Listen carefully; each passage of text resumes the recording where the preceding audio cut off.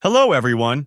I hope you will support the discussion in the comments and tell me what you would do if you found yourself in the situations I am going to talk about today. Our family owned a couple of small apartment buildings, two to be exact, with 3 units each. We lived in one of the units and rented out the other 5. Our street was lined with similar 3 flat buildings for about a mile, but ours stood out a little. Most of the buildings didn't have any parking space, forcing people to scramble for spots on the street. But we had extra land around our property. That allowed us to maintain a parking lot big enough for about 16 cars, which was a luxury in our area. For decades, things were smooth. Our tenants parked without issue, and no one tried to abuse the lot. The neighborhood was quiet, and we enjoyed living there. But over time, things started to change. Random cars began showing up in our parking spaces, cars that didn't belong to any of our tenants or their guests. It wasn't a big deal at first, just an occasional annoyance. But then it became a regular occurrence. One day, I decided enough was enough. I saw a car parked in one of our spots that I knew didn't belong there. Instead of letting it slide,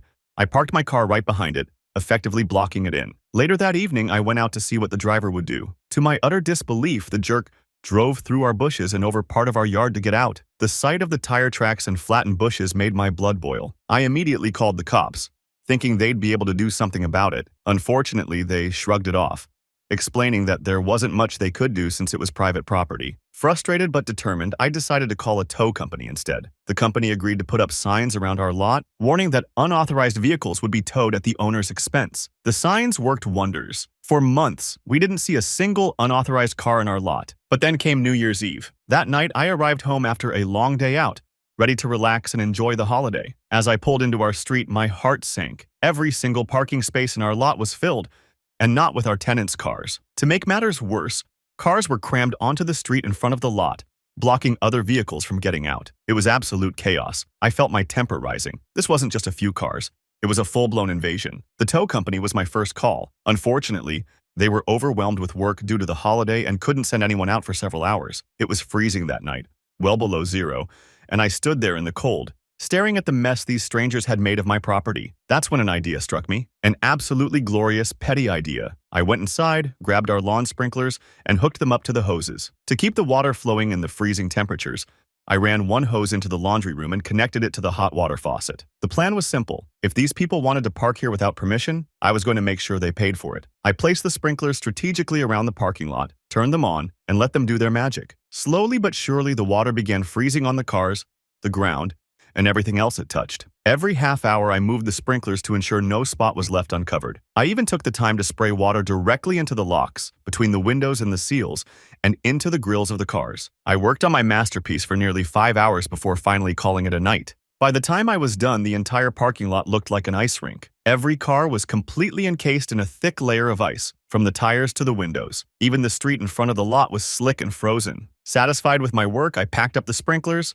went inside, and fell asleep with a big smile on my face. At around 4 a.m., I was jolted awake by the sound of furious pounding on my front door. The doorbell rang repeatedly, and I could hear people shouting outside. I got up, took a deep breath, and peeked out the window. A group of people was standing in the freezing cold, looking absolutely miserable. I could hear snippets of their complaints about their cars being frozen solid. I didn't rush to open the door. Instead, I called the cops and let them handle it. When the officers arrived, I finally stepped outside to meet them. When I stepped outside, I was met with the scene I had been waiting for. A group of angry, freezing people clustered around their ice-encased cars. The chaos was almost comical. They were bundled up against the brutal cold, some stomping their feet to stay warm, others shouting at each other about what to do. I could see the frustration on their faces, their breath fogging up in the frigid air as they tried to figure out how to deal with the situation. The cops were already there, and I could tell they were struggling to keep a straight face. They glanced at me as I walked up, a slight twitch at the corners of their mouths betraying their amusement. One of the officers stepped forward and motioned toward the group of people. "These folks say they were told to park here by a friend," he said,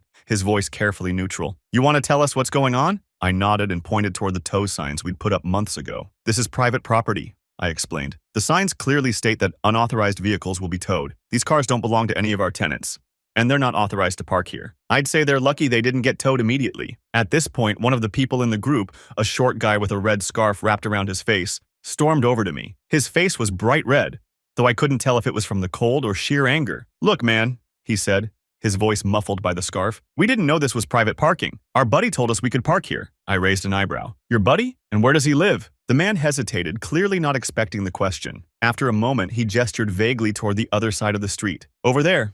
He lives a few buildings down. That was all I needed to hear. I turned to the cops. I know exactly who he's talking about. It's the same guy who drove over my bushes a while back. He doesn't live here and has no right to tell anyone they can park on my property. The officers exchanged a glance, their amusement now barely concealed. One of them turned to the group of people and started writing tickets. Here's the deal, he said. This is private property. You're all getting tickets for trespassing, and your cars are subject to towing. The group erupted into protests, but the cop didn't back down. If you don't want to deal with the tickets, you'd better move your cars now, assuming you can even get into them. That last comment seemed to hit a nerve. A woman in the group, who had been pacing back and forth, suddenly yelled, "We can't even open the damn doors, they're frozen shut." I couldn't resist a small smile. "Well," I said, crossing my arms, "it's below zero outside. Water freezes pretty quickly, doesn't it?" The woman glared at me but didn't respond. Instead, she marched over to her car and tried to yank the door handle. It didn't budge. She muttered something under her breath and kicked the tire in frustration, which only resulted in her nearly slipping on the icy pavement. One by one,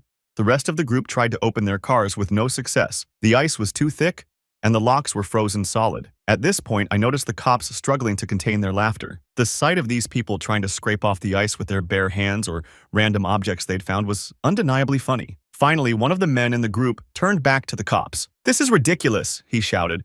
"We can't move the cars if we can't get into them. You need to do something about this." The officer shrugged. "Not much we can do. You're parked illegally, and you're lucky the property owner hasn't already had your cars towed." At this point, I chimed in. "Actually, that's not a bad idea." I pulled out my phone and dialed the tow company. "Let's see if they're free now." The group panicked at the mention of a tow truck. A few of them huddled together, talking in hushed tones, while others continued their futile attempts to chip away at the ice. Meanwhile, I stepped back and watched the spectacle unfold. About 20 minutes later, the tow trucks arrived. The drivers surveyed the scene, clearly amused by the frozen cars. One of them turned to me and said, "This is going to be a tricky one, but we'll manage." The group tried to negotiate with the tow truck drivers, begging for more time to free their vehicles. But the drivers were professionals. They weren't going to waste time waiting for these people to figure out how to defrost their cars. One by one, the vehicles were hooked up and hauled away. As the tow trucks worked their way through the icy parking lot, the group's frustration boiled over into pure chaos. A few of them began shouting at each other,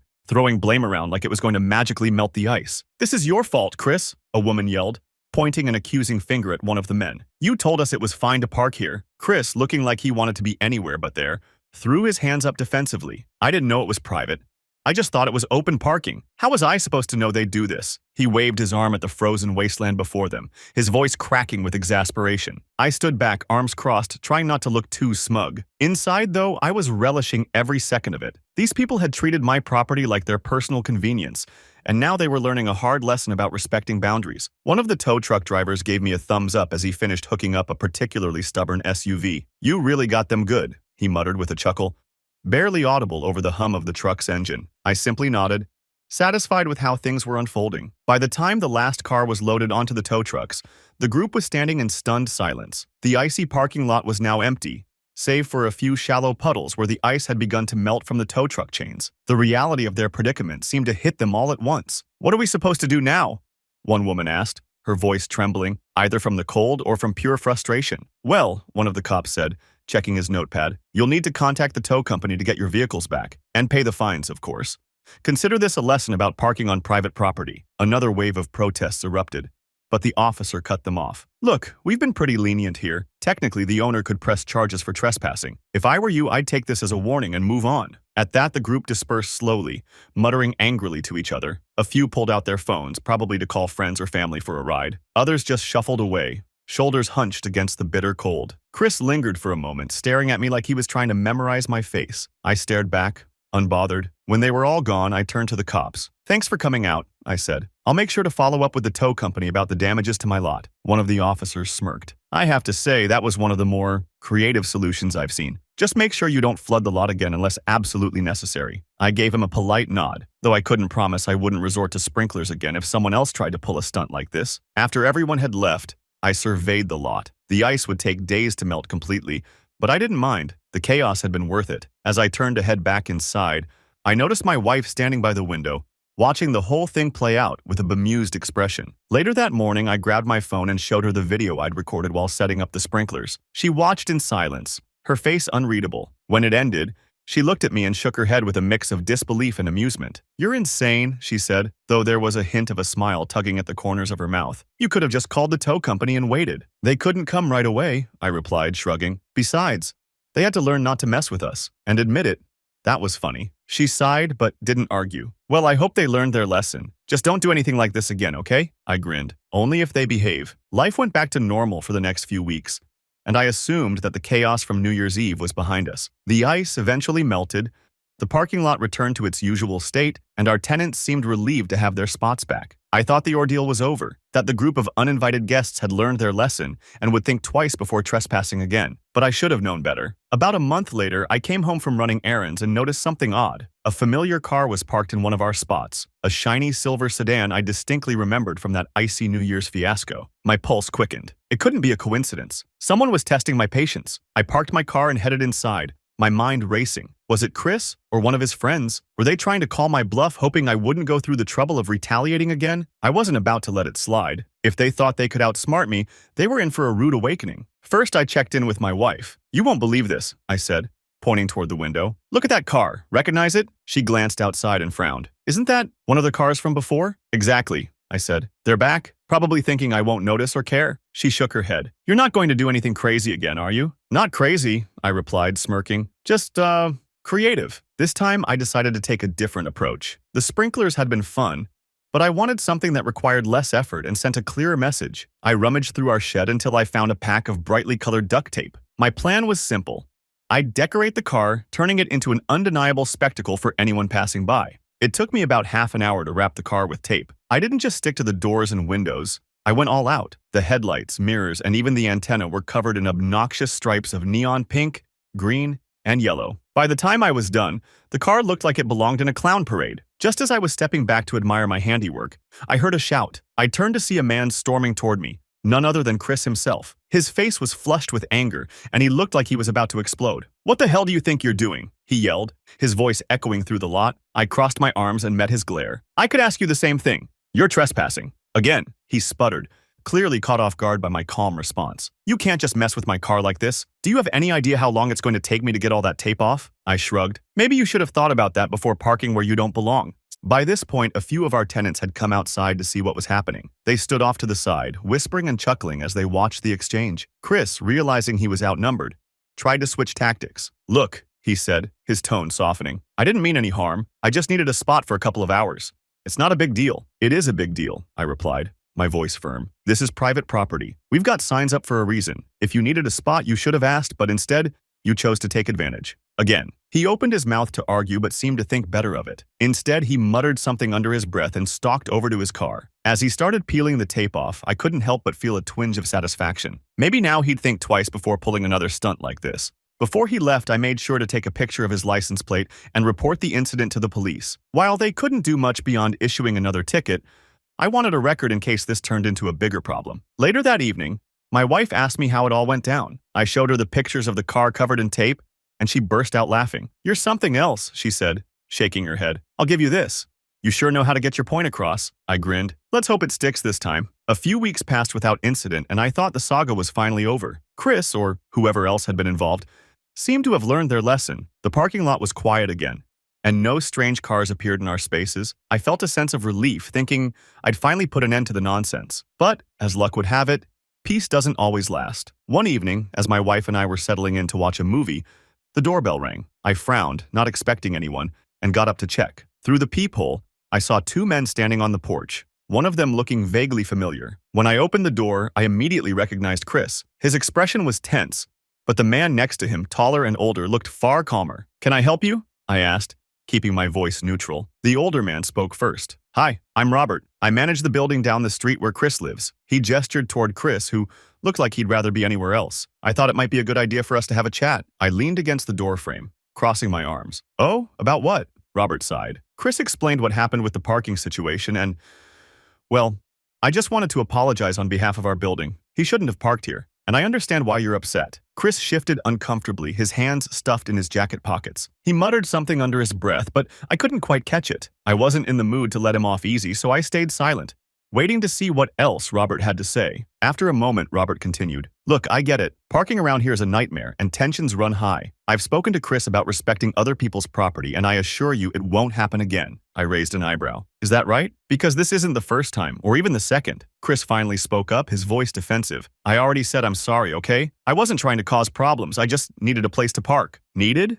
I repeated, my tone sharp. "You didn't need anything. You wanted to save yourself some effort, and you thought you could get away with it. You didn't care how it affected anyone else." Robert raised a hand, trying to defuse the situation. "You're right, and I don't blame you for being upset. Chris knows he was wrong, and I can promise you it won't happen again. I'll personally make sure of it." I studied Robert for a moment, trying to gauge his sincerity. He seemed genuine, and I could tell he was embarrassed by the whole situation. Chris, on the other hand, avoided eye contact, clearly eager for the conversation to end. After a long pause, I sighed. "Fine, I'll take your word for it. But let me be clear. If this happens again, I'm not going to bother with duct tape or sprinklers. I'll call the tow company immediately, and I won't care how inconvenient it is for anyone." "Understood," Robert said quickly. He shot Chris a pointed look, and Chris muttered another apology, this time slightly louder. With that, the two of them left, and I closed the door. My wife was waiting in the living room, her eyebrows raised in curiosity. "What was that about?" she asked. "Chris again," I said, shaking my head. "His building manager came by to smooth things over." "Do you think it'll actually stop this time?" she asked, a skeptical note in her voice. "Who knows," I replied. "But if it doesn't, I'm ready." For a while, it seemed like Robert's intervention had done the trick. The parking lot remained peaceful, and there were no more surprise visits from Chris or his friends. But I couldn't shake the feeling that it wasn't truly over. People like Chris rarely change overnight, and I was prepared for the possibility that he might try something again. And sure enough, a few months later, he did. It was a quiet Saturday morning when the saga reignited. My wife and I had just finished breakfast when I glanced out the window, only to feel my stomach tighten. There it was again.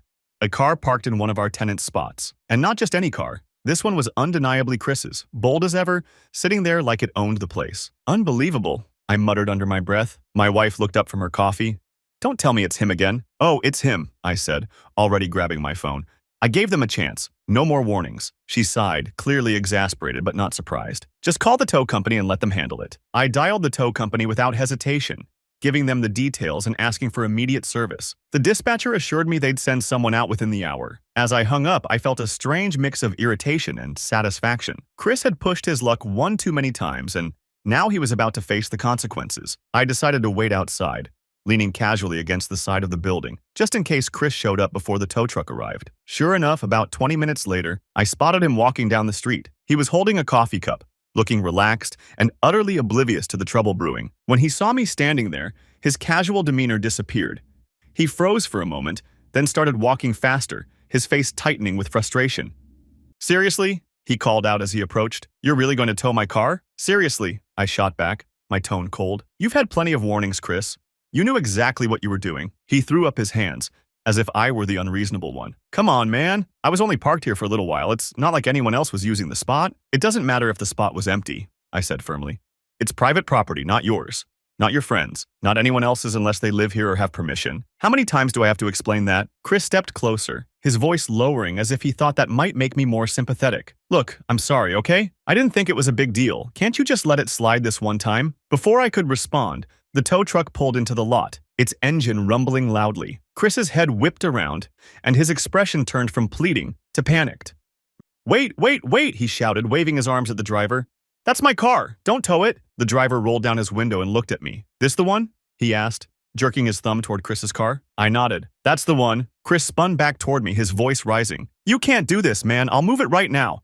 Just give me a second." "It's too late," I replied calmly. "You had your chances and you blew them." The driver hopped out of the truck and began hooking up Chris's car. Chris stood there, watching helplessly as the reality of the situation sank in. He tried to argue with the tow driver, but the man wasn't interested in excuses. Within minutes, the car was secured and ready to go. "Wait!" Chris shouted one last time. "You can't just take my car. How am I supposed to get it back?" The tow driver glanced at him, unfazed. "You'll need to call the office, pay the fees, and pick it up from the lot. Simple as that." As the truck pulled away, Chris turned back to me, his face a mixture of anger and humiliation. "You didn't have to do that," he said through gritted teeth. "Yes, I did," I replied. "You've been warned too many times. This is on you, not me." He glared at me for a moment, then stormed off without another word. I watched him go, feeling a strange sense of relief. This time it felt like the message had finally sunk in. When I went back inside, my wife was waiting for me, her arms crossed. "Did you really tow his car?" she asked, though she already knew the answer. "Yup," I said, pouring myself another cup of coffee. And I'd do it again. She shook her head, but I could see the faintest smile on her lips. Well, maybe now he'll leave us alone. I wouldn't hold my breath, I replied, taking a sip of coffee.